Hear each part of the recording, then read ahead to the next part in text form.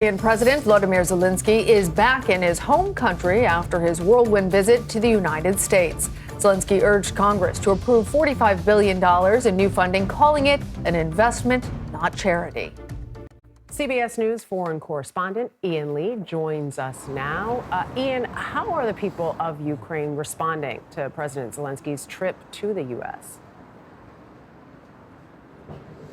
Well, hi there, Lana and Dana. You know, President Zelenskyy had a number of audiences he was talking to when he went to the United States. Of course, there was the president, Congress, and the American people. But folks here in Ukraine were also watching closely to see how this trip would play out. For them, it was very successful. That's because the president was able to meet with Biden, meet with members of Congress to maintain that strong bond between the two nations. We heard from President Biden saying the U.S. is behind Ukraine 100%. And so that is the message that people here wanted to see. And also, they wanted to hear about these new weapon systems that Ukraine was going to get, especially the Patriot air defense system. And so having that as part of his the weapons that he was getting is music to people's ears here. Yeah, Ian, I want to follow up on that point because we know that President Zelenskyy was saying thank you so much, but also please invest more. In particular, he'd like another one of those Patriot missile batteries.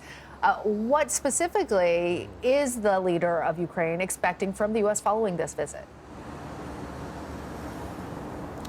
Well, of course, like you said, he probably went there with quite a long shopping list. Now, we aren't privy to what exactly was on that, but, he made no questions about it when he addressed Congress that he wants more artillery. Congress laughed, but he's deadly serious. This country wants more artillery so that they can continue their offensive against Russian positions. Yes, the Patriot air defense system is crucial in protecting these guys and also protecting critical infrastructure. It is cold here right now. A lot of folks don't have electricity, they don't have heating, they don't have water, so that air defense system will protect this guy so ground crews can work and restore those basic services.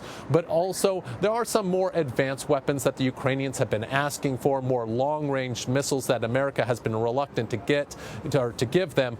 We'll see if they end up caving on that front, but I think for a lot of Ukrainians, just having that support, knowing that America backs them, is really important. The trip alone obviously sends a message to the Kremlin. What message was sent, and have we heard anything to how the Kremlin is responding at this point?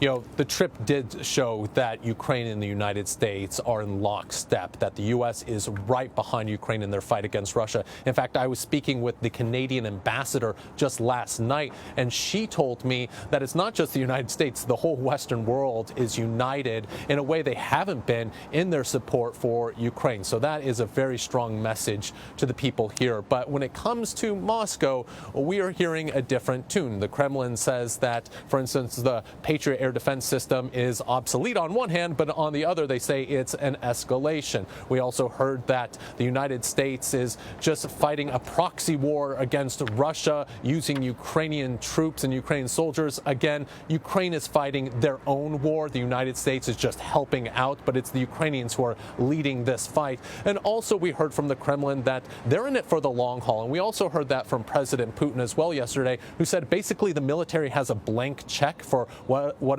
advanced weaponry or equipment that they need. So it doesn't look like either side is backing down, that this war will be won on the battlefield. All right.